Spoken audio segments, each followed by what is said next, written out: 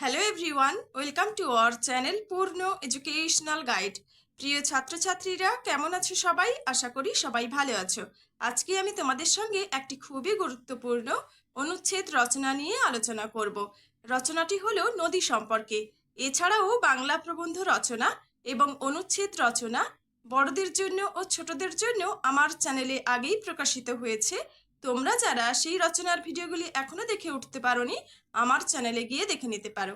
কিছু কিছু ভিডিওর লিংক আমি ডেসক্রিপশন বক্সে দিয়ে দেব, না হলে তোমরা প্লেলিস্ট চেক করলে পেয়ে যাবে।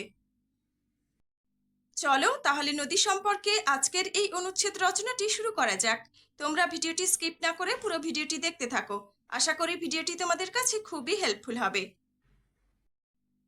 রচনাটি শুরু করার আগে তোমাদের সবাইকে বলে রাখি, তোমরা যারা চ্যানেলটি নতুন ভিজিট করছো অবশ্যই চ্যানেলটিকে সাবস্ক্রাইব করে পাশে থাকা বেল আইকনটি ক্লিক করে দিও, যে কোনো ধরনের শিক্ষামূলক ভিডিও সবার আগে পাওয়ার জন্য। বাংলা অনুচ্ছেদ রচনা। নদী। নদী, তুমি কোথা হইতে আসিয়াছ? মহাদেবের জটা হইতে।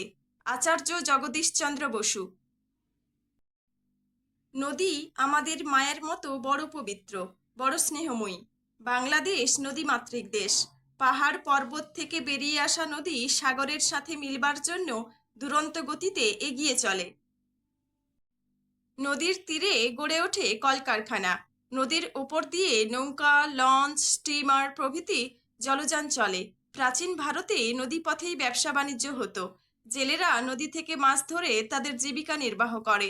নদীর জল কৃষিকাজের পক্ষে উপযোগী। প্রাচীন ভারতে নদীকে কেন্দ্র করে বহু সভ্যতা গড়ে উঠেছিল, কারণ নদীপথে যাতায়াতের সুবিধা ছিল। গ্রীষ্মকালে নদী তীরের দক্ষিণা বাতাস আমাদের ক্লান্ত মন প্রাণ জুড়িয়ে দেয়। আবার নদীর তীরে মানুষজন চড়ুই ভাতি করতে যায়। নদীর তীরে কোথাও কোথাও মেলা বসে, কোথাও আবার নদীর তীরে হাট বসে। মোহনার কাছে নদী পলিমাটি জমিয়ে স্থলভাগ তৈরি করে। অনেক সময় নদী নিজের গতিপথ বদলায়। তাই কবি বলেছেন, একুল ভাঙে ওকুল গড়ে, এই তো নদীর খেলা। নদীতে বন্যা আসলে বহু জমি প্লাবিত হয়। সেই জলে জমিতে যে পলি পড়ে তাতে জমির উর্বরতা শক্তি বৃদ্ধি পায়। নদী থেকে যেমন উপকারও পাওয়া যায়, তেমনি নদীতে বন্যা হলে অনেক ক্ষয়ক্ষতিও হয়। বন্যার ফলে শস্যের ক্ষতি হয় ও বহু ঘরবাড়ি ধ্বংস হয়। এমনকি মানুষ ও গবাদি পশুদের জীবনহানি ঘটে।